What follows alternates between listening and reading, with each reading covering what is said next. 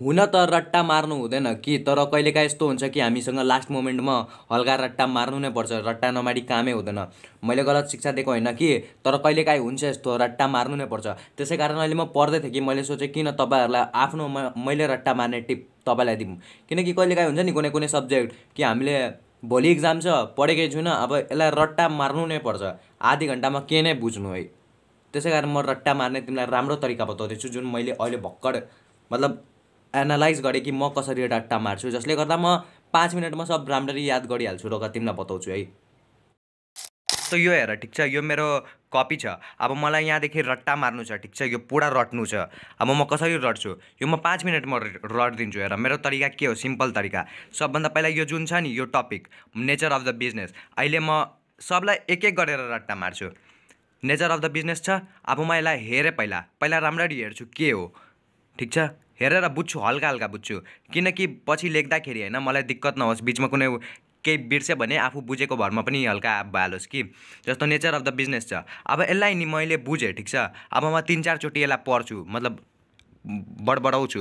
जस्तो कि selection of the business largely depend on nature of the business. At the present world, there are several type of business. So the person who is going to start new business first of all has to analyze advantage, feature and nature of the purpose business. यसरी गरेर म 3-4 चोटि रट्छु, ठिक छ। रटिसकेपछि अब म यसलाई भागमा हेर्छु, भागमा रट्छु।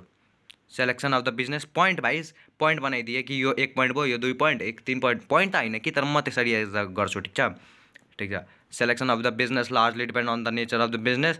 अनि यो सब गरेपछि अब त्यो सब भइसकेपछि होइन म त्यसलाई यहाँ लेख्छु, ठिक छ। जस्तो मेरो टपिक थियो नि नेचर अफ द बिजनेस, अब म यसलाई नहेरिकन लेख्छु किनकि मलाई त आइसक्यो। अनि यदि जस्तो म लेखिरहेछु होइन, बिचबिचमा म केही बिर्सिन्छु अनि म हल्का हेर्छु त्यहाँ के थियो, फेरि लेख्छु, ठिक छ। जबसम्म होइन यसलाई म राम्ररी लेख्न सक्दिनँ होइन, म लेखिरहन्छु, ठिक छ। यही हो मेरो रट्ने तरिका। यसले गर्दा म इक्जाममा बिर्सिँदिनँ पनि है, यही हो तरिका। अनि जसरी मैले यो पोइन्ट 1 रटिसकेँ, अब मेरो पोइन्ट 2 रट्ने बेला आयो, ठिक छ। पोइन्ट 2 पनि मैले त्यसरी रटेँ।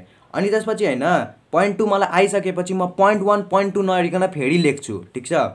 पोइन्ट 1 पोइन्ट 2 फेरि लेख्छु, बुझ्दैछौ होला। फेरि पोइन्ट 2 मैले लेखेँ, ठिक छ। पोइन्ट 2 पनि आयो। अब म पोइन्ट 3 याद गर्दैछु, ठिक छ। पोइन्ट 3 मैले याद गरेँ, ठिक छ। पोइन्ट 3 याद गरिसकेपछि अब म पोइन्ट 1 पोइन्ट 2 पोइन्ट 3 तिनटै नहेरिकन लेख्छु। यसरी गरेर जबसम्म मलाई सब आइहाल्दैन नि, म लेखिरहन्छु। यही हो मेरो रट्ने तरिका गाइस। कमेन्टमा गाली नदिनु है। By by. सब्सक्राइब गर, लाइक गर।